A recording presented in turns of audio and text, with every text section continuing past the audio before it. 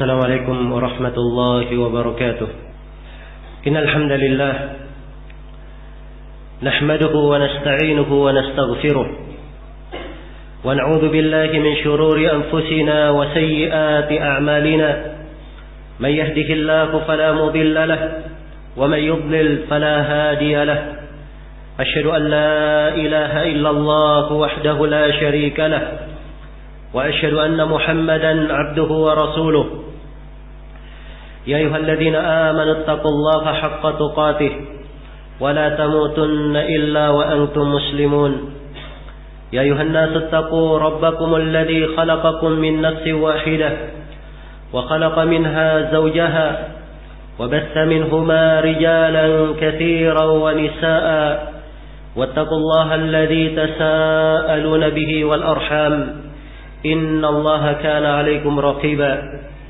يا أيها الذين آمنوا اتقوا الله وقولوا قولا سديدا يصلح لكم أعمالكم ويغفر لكم ذنوبكم ومن يطع الله ورسوله فقد فاز فوزا عظيما. أما بعد فإن أصدق الحديث كتاب الله وخير الهدي هدي محمد صلى الله عليه وعلى آله وسلم وشر الأمور محدثاتها فإن كل محدثة بدعة وكل بدعة ضلالة وكل ضلالة في النار.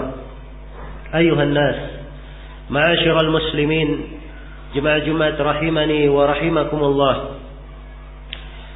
Suatu perkara yang merupakan tonggak di dalam agama, perkara yang merupakan inti segala kebaikan, yang menentukan kebahagiaan dan kebaikan pada seorang hamba, yang menentukan kesejahteraan sebuah keluarga dan masyarakat, dan yang menentukan kebaikan dan kesejahteraan semua negeri. Dan perkara ini adalah hal yang banyak dialfakan, perkara yang banyak dilalaikan.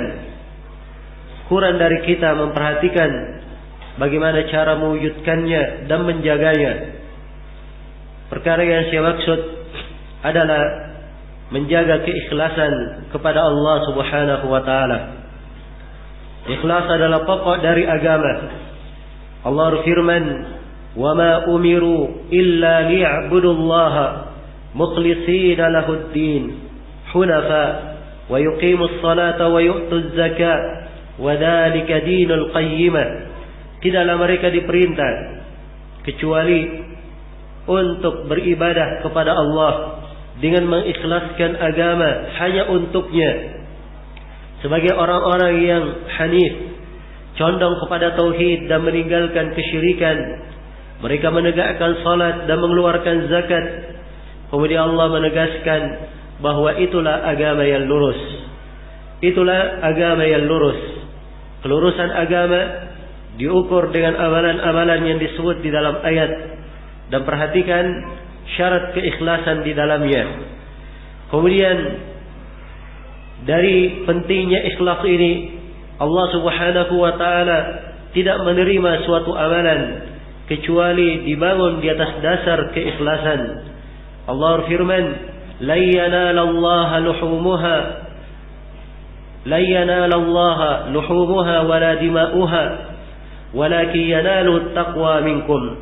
Tidak akan sampai daging dan darah hewan kurban yang kalian sembelih itu kepada Allah, tetapi yang sampai adalah ketakwaan. Keikhlasan disebut dengan ketakwaan di dalam ayat ini karena sangat berkaitan antara sebuah amalan yang dilakukan karena Allah Subhanahu wa taala dengan makna keikhlasan. Dan keikhlasan adalah salah satu dari syarat diterimanya amalan. Rasulullah sallallahu alaihi wasallam bersabda, "Innamal a'malu binniyat wa innama likulli imri'in ma nawa." Setiap amalan tergantung pada niatnya dan setiap orang akan mendapatkan sesuai dengan apa yang dia niatkan. Keikhlasan adalah sebab kebahagiaan di dalam kehidupan ini. Rasulullah sallallahu alaihi wasallam ditanya oleh Abu Hurairah, "Man as'adun nasi bi syafa'atika yawmal qiyamah?" siapakah yang paling beruntung mendapatkan syafaatmu pada hari kiamat? Maka Rasulullah sallallahu alaihi wasallam menjawab, "Man qala la ilaha illallah khalisan min qalbihi." Siapa yang berucap la ilaha illallah ikhlas dari hatinya. Keikhlasan pada hati seorang hamba menyebabkan amalan-amalannya diberkahi oleh Allah Subhanahu wa taala dan dia digolongkan sebagai hamba-hamba yang mendapatkan keberuntungan. Kemudian di antara keindahan dari keikhlasan, amalan menjadi berberkah dengan keikhlasan tersebut. Yang sedikit akan menjadi banyak dan yang banyak akan menjadi hal yang membawa kebahagiaan dan kebaikan bagi seorang hamba yang melakukannya. Kita mengingat hadis tentang bitaqah, hadis Abdullah bin Amr bin As yang diriwayatkan oleh Imam Ahmad dan selainnya, tentang seorang yang datang pada hari kiamat dan dia hanya memiliki kebaikan satu bitaqah berisi la ilaha illallah wa anna Muhammadan Rasulullah. Dia adalah seorang yang ikhlas dalam ucapan la ilaha illallah ya. Adalah seorang yang mengikuti Rasulullah sallallahu alaihi wasallam. Hanya saja amalan-amalan kejelekannya disebutkan 99 gulungan catatan. Satu catatan panjangnya sejauh mata memandang. Ketika ditimbang amalan tersebut, ternyata satu kartu yang berisi la ilaha illallah Muhammadar Rasulullah ini lebih berat. Perhatikan bagaimana keberkahan di dalam keikhlasan sehingga menjadikan amalan tersebut diterima oleh Allah Subhanahu wa taala. Dari keindahan keikhlasan ini, seorang hamba dengannya mewujudkan mutaba'ah kepada Rasulullah sallallahu alaihi wasallam, karena Allah Subhanahu wa taala telah memerintah nabinya untuk mengikhlaskan agama hanya kepada Allah Subhanahu wa taala, dan kita diperintah untuk mengikuti Nabi Muhammad sallallahu alaihi wasallam.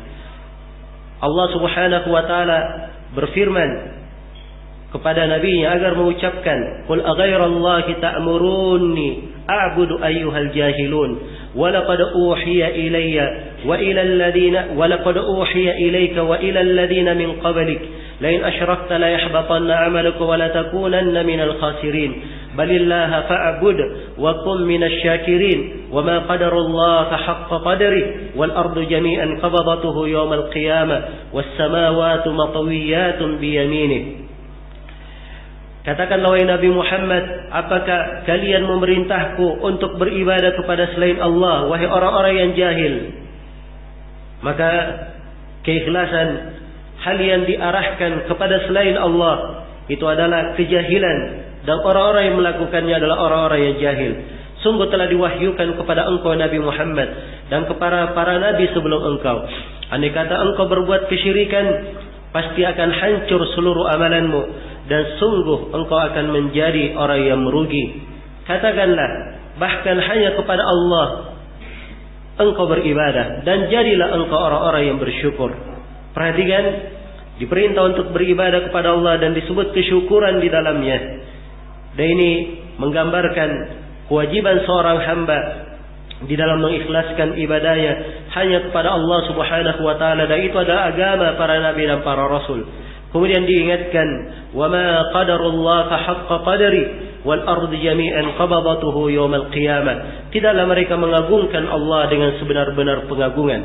Karena sedikit keikhlasan di dalam hati, banyaknya seorang hamba yang tidak memahami keagungan dan kebesaran Allah. Tidaklah mereka mengagungkan Allah dengan sebenar-benar pengagungan, padahal langit dan bumi digenggamannya pada hari kiamat, dan langit-langit itu dilipat oleh tangan kanan Allah Subhanahu wa taala. Kemudian dari keindahan keikhlasan ini, keikhlasan adalah hal yang mengobati hati, mengobati penyakit yang berada di dalam jiwa seorang hamba, dan mengobati penyakit yang berada di badan seorang hamba. Di dalam as-sahihain, Rasulullah sallallahu alaihi wasallam bersabda, "Inna fil jasadi mudghah, idza salahat salaha al-jasadu kullu, wa idza fasadat fasada al-jasadu kullu, ala wa hiya al-qalb." Sesungguhnya di dalam jasad itu Sesungguhnya di dalam jasad ada segumpal daging. Apabila segumpal daging itu baik, maka baik pula seluruh jasad. Apabila segumpal daging itu jelek, rusak, maka rusak pula seluruh jasad. Segumpal daging itu adalah hati. Memperhatikan amalan hati, keikhlasan adalah pokok dari kehidupan seorang hamba. Di dalam hadis yang diriwayatkan oleh Imam Muslim dari Abu Hurairah, Rasulullah sallallahu alaihi wasallam bersabda, "Innallaha la yanzuru ila suwarikum wa ajsamikum wa ajsadikum, walakin yanzuru ila qulubikum wa a'malikum." Sesungguhnya Allah tidak melihat kepada bentuk-bentuk jasad-jasad kalian, tetapi Allah melihat kepada hati-hati dan perbuatan-perbuatan kalian. Dan di dalam hadis Zaid bin Thabit yang diriwayatkan oleh Imam Ahmad dan selainnya, Rasulullah sallallahu alaihi wasallam bersabda, "Salasun la yaghillu alaihinna qalbu imri'in muslim." Ada 3 perkara yang hati seorang muslim tidak akan dengki, tidak akan hasad di dalamnya, tidak ada penyakit di dalam hatinya apabila 3 perkara tersebut ada di dalam dirinya. Yang pertama, ikhlasul amalu lillah. Dia mengikhlaskan amalan hanya untuk Allah. Wa mulazamatu jama'atil muslimin wa ta'atu wulatil umur. Yang kedua adalah dia taat kepada para pemimpin kaum muslimin. Dan yang ketiga, mulazamat luzumu jama'atil muslimin, adalah dia berkomitmen terhadap jemaah kaum muslimin. Hadirin jemaah Jumat rahimani wa rahimakumullah. Di antara manfaat dan kebaikan dari keikhlasan ini adalah benteng bagi seorang hamba yang menjaganya dari gangguan syaitan. Tatkala syaitan bersumpah akan menyesatkan seluruh anak Adam, Allah Subhanahu wa taala menyebutkan perkecualian yang disebutkan, illa ibadaka minhumul mukhlasin, kecuali hamba-hamba engkau di antara mereka yang ikhlas. Karena keikhlasan itu akan menjaga seorang hamba dari makar-makar syaitan dan akan menjaga seorang hamba dari berbagai pintu kejelekan. Dan di antara manfaat dari keikhlasan memalingkan seorang hamba dari perbuatan keji dan perbuatan mungkar. Perhatikan kisah Nabi Yusuf alaihi salam yang telah diajak untuk melakukan perbuatan zina yang keji, padahal segala sebab yang memudahkan untuk perbuatan zina itu telah ada pada kondisi beliau. Beliau tinggal di sebuah negeri yang tidak ada sanak familinya di negeri tersebut. Beliau orang asing di negeri itu. Kemudian dia yang diajak untuk melakukannya, bukan beliau yang mencarinya. Kemudian Nabi Yusuf alaihi salam telah dikosongkan untuknya ruangan untuk melakukan hal tersebut. Akan tetapi Allah memalingkan beliau dari kekejian itu. Sebabnya hanya satu. Allah menerangkan di dalam Al-Quran, "Kadzalika linasrifa anhu as-su'a wal fahsya, innahu min ibadina al-mukhlasin." Demikian kami memalingkan darinya kekejian, demikian kami memalingkan darinya kejelekan dan kekejian. Sesungguhnya Nabi Yusuf itu dari hamba-hamba kami yang ikhlas hanya kepada Allah Subhanahu wa taala. Kemudian dari keindahan keikhlasan ini, sebuah amalan yang sedikit akan menjadi besar disebabkan karena keikhlasan tersebut. Karena itu para a'immah sangat memperhatikan makna dari keikhlasan. Abu Bakar Al-Muzani berkata, "Ma sabaqakum Abu Bakrin bi kathrati salatin wala qiyamin." Sesungguhnya Abu Bakar itu tidak mendahului kalian dengan banyaknya dia bersalat dan banyaknya dia berpuasa. Walakin syai'un waqara fi qalbihi wa nushuhu lil khalq. Akan tetapi yang mendahului, yang menyebabkan Abu Bakar mendahului kalian adalah sesuatu yang bercokol di dalam hatinya, yaitu keikhlasan dan keimanannya dan nasihat beliau terhadap umat. Dan itulah yang dibahasakan oleh orang-orang terdahulu, "Mali bisayrikal mudallali tamshi ruwaidan wa taji'u fil awwali." Bagaimana saya bisa mendapatkan jalanmu yang indah itu? Engkau berjalan santai tetapi engkau tiba di paling pertama. Dan Rasulullah sallallahu alaihi wasallam telah mengingatkan makna ini di dalam hadis Adi bin Hatim yang diriwayatkan oleh Al-Bukhari dan Muslim. Rasulullah bersabda, "Ittaqun nara walau bisyikki tamrah." Takutlah kalian dari api neraka walaupun itu hanya sekadar bersedekah dengan sepotong korma. Sepotong korma yang disedekahkan walaupun amalan yang sedikit, tetapi bila disertai dengan keikhlasan akan menjadi hal yang baik, akan menjadi perkara yang dibesarkan oleh Allah Subhanahu wa taala. Kemudian dari manfaat keikhlasan tersebut, adalah hal yang menyelamatkan seorang hamba di dalam kehidupannya. Hal yang menyelamatkan seorang hamba di dalam kehidupannya. Nabi Yunus alaihi salam diselamatkan dari musibah dengan keikhlasan dan kalimat tauhid yang beliau ucapkan, la ilaha illa anta subhanaka inni kuntu minadh dhalimin. Tidak ada yang berhak diibadahi kecuali Engkau, maha suci Engkau ya Allah, sungguhnya aku termasuk orang-orang yang menzalimi diriku sendiri. Dan kisah 3 orang yang terkurung di dalam gua oleh batu besar. Tidak ada yang bisa menyelamatkan mereka. Batu besar telah menutupi mulut gua. Tidak ada yang bisa mengeluarkan mereka. Tetapi mereka berdoa dengan menyebut 3 amalan salih mereka. Dan Allah subhanahu, dan setiap dari mereka berkata, Allahumma in kuntu amiltu hada ibtigha'a wajhik. Ya Allah, kalau memang saya melakukan amalan tersebut mencari keridhoanmu, mencari wajahmu, keikhlasan kepadamu, maka lapangkanlah musibah yang menimpa kami ini. Maka dibukakan untuk mereka batu itu, dan mereka keluar berjalan sebagaimana biasanya. Perhatikan bagaimana manfaat dari keikhlasan. Dan tidak akan tegak kemaslahatan di sebuah negeri kecuali dengan keikhlasan tersebut. Keikhlasan pada penduduk negerinya, keikhlasan pada pemimpin-pemimpinnya, dan keikhlasan dalam berinteraksi antara pemimpin dan rakyat. Semuanya adalah perkara yang mewarnai dan perkara yang harus terwujud pada sebuah negeri agar supaya terdapat ketentraman, kebahagiaan dan kesejahteraan untuk mereka. Ma'asyiral muslimin jemaah Jumat rahimani wa rahimakumullah. Sangat banyak ayat-ayat dan hadits-hadits yang menjelaskan tentang keindahan keikhlasan. Namun yang paling penting yang saya ingatkan di khutbah ini adalah bagaimana cara seseorang menghadirkan keikhlasan di dalam dirinya. Banyak cara yang hendaknya diingat di dalam hal ini. Di antaranya adalah hendaknya kita mengetahui bahwa keikhlasan adalah perintah yang sangat agung, perintah yang sangat besar, dan dia adalah perintah Allah Subhanahu wa taala yang wajib kita tunaikan. Kalau ini kita hadirkan di dalam diri, maka insyaallah taala akan membantu kita dalam mengikhlaskan setiap amalan. Kemudian di antara hal yang membantu seorang mengikhlaskan amalannya adalah dia mengingat bahwa setiap amalan tidak akan diterima kecuali dengan keikhlasan. Keikhlasan adalah salah satu syarat dari syarat diterimanya amalan. Di antara hal yang menyebabkan seorang hamba mudah untuk ikhlas adalah dia mengetahui bahwa Allah Subhanahu wa taala mengetahui segala yang dirahasiakan, segala yang disembunyikan maupun segala yang ditampakkan. Sawa'un minkum man asarra al-qawla wa man jahara bih wa man huwa mustakhfin bil-laili wa syaribun bin-nahar. Sama saja di antara kalian siapa yang merahasiakan ucapan atau siapa yang terang-terangan, siapa yang bekerja dengan rahasia di malam hari maupun dia terang-terangan di siang hari.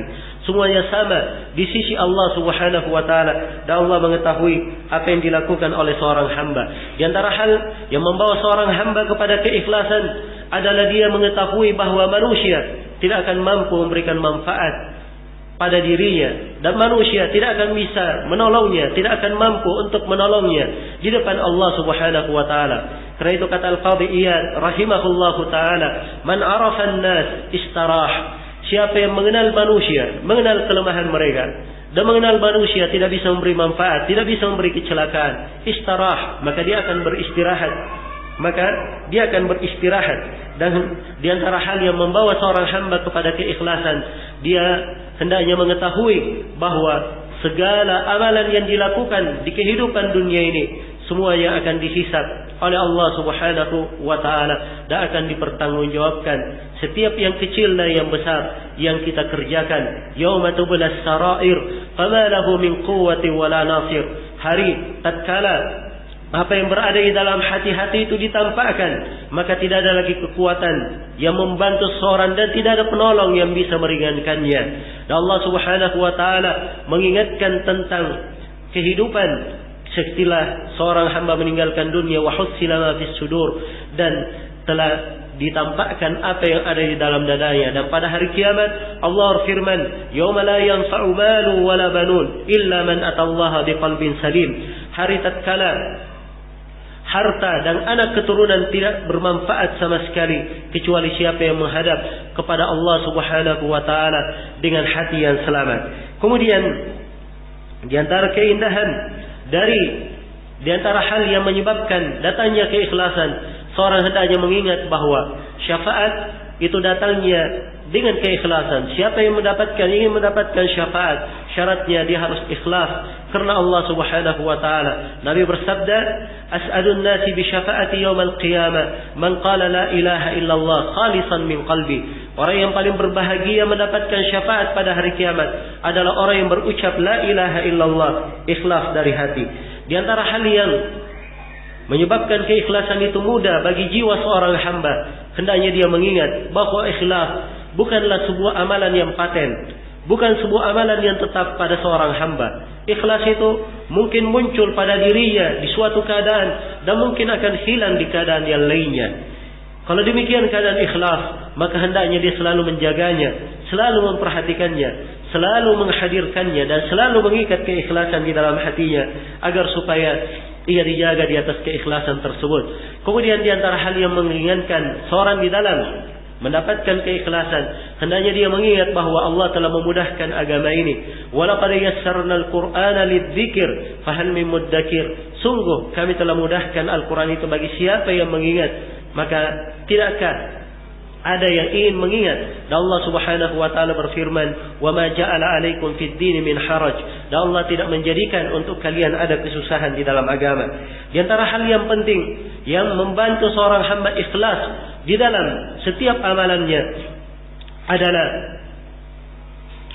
dia mempelajari tentang Allah Subhanahu wa taala, mempelajari tentang nama-nama dan sifatnya. Dan ini di antara pokok masalah, pokok pembahasan yang membawa seorang hamba untuk ikhlas kepada Allah Subhanahu wa taala. Apabila dia renungi setiap nama dari Asmaul Husna, dia perhatikan kandungan-kandungannya dari sifat-sifat, dan dia perhatikan sifat-sifat Allah yang lainnya, dan dia perhatikan kebesaran dan keagungan Allah Subhanahu wa taala, maka ini akan selalu mengarahkan seorang hamba kepada keikhlasan dan membawanya kepada keikhlasan. Dari hal yang membantu seorang hamba di dalam keikhlasan adalah dia banyak membaca ayat-ayat Al-Quran dan hadits-hadits Rasulullah sallallahu alaihi wasallam, khususnya yang terkait dengan pembahasan keikhlasan. Dan juga di antara hal yang membantu seorang hamba untuk ikhlas, dia banyak memperhatikan kisah dan sirah para sahabat, para tabi'in dan ulama-ulama salaf yang saleh yang telah mendahului kita. Terdapat di dalam kehidupan mereka makna-makna yang agung dari keikhlasan, hal-hal yang indah dari keikhlasan yang membawa mereka kepada kebaikan dan kesejahteraan di dalam kehidupan. Barakallahu li wa lakum fil Qur'anil azim wa nafa'ani wa iyyakum bima fihi minal ayati wadh-dhikril hakim wa taqabbalallahu minni wa minkum tilawatahu innahu huwas samiul alim. Alhamdulillahi ala ihsanihi wa syukru lahu ala tawfiqihi wa imtinanihi. أشهد أن لا إله إلا الله وحده لا شريك له تعظيما لشأنه وأشهد أن محمدا عبده ورسوله الداعي إلى رضوانه صلى الله عليه وعلى آله وأصحابه وإخوانه أما بعد معاشر المسلمين جماعة رحمني ورحمكم الله. Keikhlasan memiliki lawan yang bisa melunturkan keikhlasan tersebut dan menghilangkannya di dalam hati seorang hamba. Itulah penyakit riya. Penyakit riya mengharapkan sanjungan dan pujian manusia, melihat kepada yang selain Allah Subhanahu wa taala. Dan riya ini adalah perkara yang sangat berbahaya. Itu adalah sifat kaum munafikin. Allah Subhanahu wa taala berfirman, Innal munafiqina yukhadi'una Allah wa huwa khadi'uhum wa idza qamu ila as-salati qamu kusala yura'una an-nasa wa la yadhkuruna Allah illa qalila. Sungguhnya kaum munafikin itu mereka menipu Allah, maka Allah menipu mereka juga. Kaum munafikin ini tidaklah mereka menegakkan salat kecuali dalam keadaan malas, selalu riya, ingin dilihat oleh manusia. Iya. Dan mereka tidak berzikir kepada Allah Subhanahu wa taala kecuali sedikit. Tidaklah dia beramal kecuali ingin dilihat, ingin diperhatikan. Dia sebutkan amalannya, dia terangkan apa yang telah dia kerjakan. Dan kaum munafikin telah disebut di ayat selanjutnya, innal munafiqina fid darkil asfali minan nar. Sungguhnya kaum munafikin itu di lapisan yang paling bawah dari api neraka, walan tajida lahum nasira. Dan kau tidak akan mampu untuk mencari penolong untuk mereka. Illal ladzina amanu wa akhlasu. Ya, kecuali orang-orang yang beriman dan berikhlas kepada Allah. Diperkecualikan mereka yang ikhlas. Maka keikhlasan adalah hal yang sangat indah bagi seorang hamba, menghindarkannya dari perbuatan riya ini. Dan riya ini adalah hal yang hendaknya kita khawatirkan, karena Nabi sallallahu alaihi wasallam khawatirkan terhadap manusia yang terbaik di tengah umat ini. Kata beliau, akhwafu ma akhafu alaikum asyirkul asghar. Hal yang paling aku khawatirkan terhadap kalian adalah syirik kecil. Para sahabat bertanya, apa syirik kecil itu? Kata beliau, ar-riya. Itu adalah riya. Dan ini adalah hal yang dikhawatirkan oleh Nabi Ibrahim terhadap diri beliau dan terhadap keturunannya. Tatkala beliau berdoa, wajnubni wa baniya an na'budal asnam. Ya Allah, jauhkanlah saya, jauhkanlah aku dan keturunanku dari peribadatan kepada berhala. Dari peribadatan kepada berhala. Dan di dalam hadis yang diriwayatkan oleh Imam Al-Bukhari dan Imam Muslim, disebut tiga orang yang paling pertama dipanggang oleh api neraka. Iya. Ada seorang yang berjihad, ada seorang pembaca Al-Quran, ada seorang yang menuntut ilmu, ada seorang yang mengajarkan ilmu. Dan mereka ini disebut sebagai orang yang paling pertama dipanggang dalam api neraka. Semuanya karena ketiadaan keikhlasan di dalam diri, riya yang ada di dalam jiwa mereka. Karena itulah hendaknya setiap hamba berusaha untuk menjaga keikhlasan ibadahnya kepada Allah Subhanahu wa taala, dan hal itu tidak akan terwujud kecuali kalau dia mempelajari bagaimana mentauhidkan Allah dengan sebenar-benar tauhid. Kemudian dia menuntut ilmu agama secara mendetail sebagaimana yang diwajibkan dan dimestikan terhadapnya. Kemudian dia selalu memperhatikan makna keikhlasan tersebut sebelum beramal, ketika beramal, dan setelah ia beramal. Semoga Allah Subhanahu wa taala selalu menjaga kita semua di atas keikhlasan dan mensucikan hati-hati kita semua dari segala penyakit yang membahayakan keikhlasan tersebut. Dan semoga Allah Subhanahu wa taala menjadikan kita semua sebagai hamba-hambanya yang selalu hidup karena Allah Subhanahu wa taala, mengharap kepada ridha Allah Subhanahu wa taala, takut terhadap siksaannya. Dan semoga Allah Subhanahu wa taala selalu menjadikan kita semua sebagai hamba-hamba yang memperoleh keindahan ikhlas itu dan selalu merasakan manfaat dari keikhlasan di kehidupan dunia dan di kehidupan akhirat. Innahu waliyyu dzalika wal qadiru alaih. Subhanakallahumma wa bihamdik asyhadu an la ilaha illa anta astaghfiruka wa atubu ilaik. Wa akhiru da'wana anil hamdulillahi rabbil alamin.